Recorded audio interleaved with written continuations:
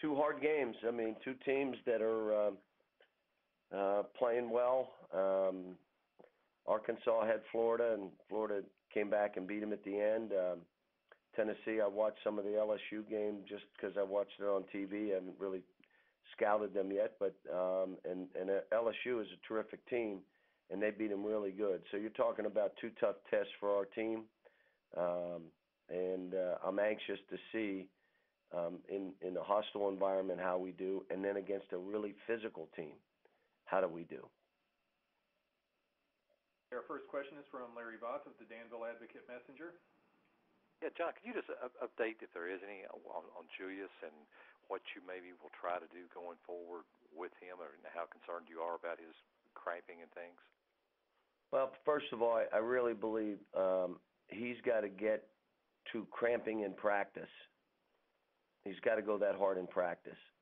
He's not cramping in practice, so that leads me to believe that he's got to step on the gas there.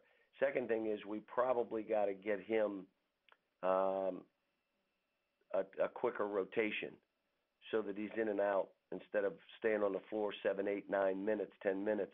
Let him go 3 or 4 minutes, come out, go back in, and play a little bit of a different rotation. But those are some things. Diet, we blood tested him and all those things. But I believe, again, when you go at the pace he goes, because he puts out and he goes really extremely hard, that your body says, hey, man, slow down. John, have you had a player you've had this kind of issue with any time during your career? Not that I can remember, no. Okay. Thanks. Next question is from Bob Holt of the Arkansas Democrat-Gazette. Hey, Coach, how you doing? Good. Hey, Julius, how's he? I mean, he's obviously got good stats. How's he played overall? And Mike Anderson called him a beast. Well, he's played well, but he always has 3 guys guarding him. I don't know if you were covering Arkansas when LSU had Shaq, where everybody plays him, and he's not Shaq, but that's how they're playing him.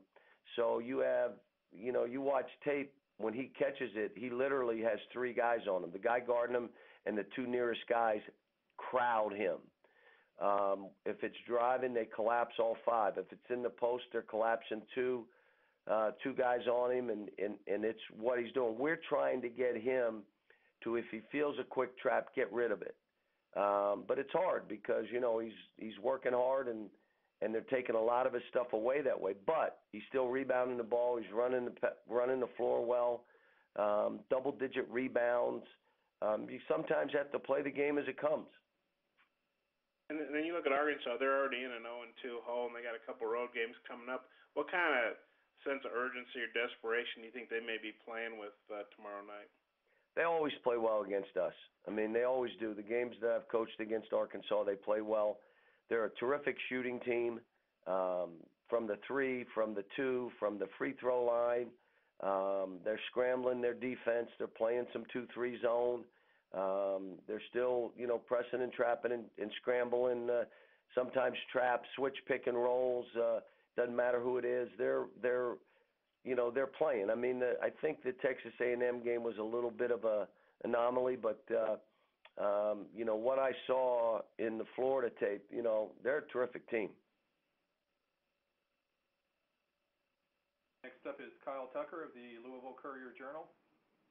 Yeah, Cal, obviously you've talked so much lately about how Alex Poitras's effort level has gone up. At the same time, his shooting percentages have gone down. Is that somewhat a product of just how much time you guys have been focusing on his motor in practice lately? Possibly, but, if you understand me as a coach, that stuff will all come in line. The other is, until they do that, the rest of the stuff really doesn't matter. If you're not going to compete at a high level, if you're not going to have your mind and your body in the physical and mental shape it needs to be in to compete, I don't care if you make shots or not, or make free throws. It doesn't really matter. You're not going to win. You're not going to be a winning player. He's now put himself in a position to be a winning player. I mean, the dunks that he had, there was contact from his knee to his elbow on all those, and he still dunked them. And so now, okay, Got to make free throws. You were a 70% free throw shooter last year. I'm glad he took the jumper. In the first half, he was tentative, no question about it. In the second half, he played. Thanks. Next up is Ben Frederickson of the Knoxville News Sentinel. Hey, Coach, I know it's still a little ways off, but you mentioned you're looking forward to see how your team plays against the physicality of Tennessee. I guess, is that kind of what you see that game boiling down to with some of the size they have in the forward department?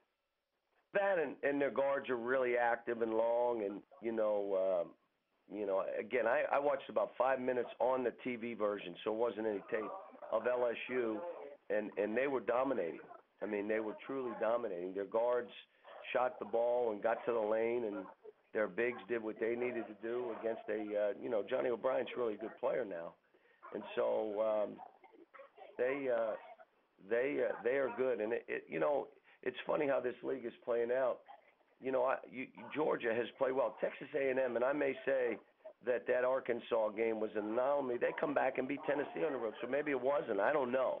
But I'll tell you, you got teams right now, we're all trying to find ourselves, I think. And that includes the two teams we're playing this week. That includes us, absolutely includes us. We're all trying to figure out what are we and exactly how we have to play to give our teams a chance to win.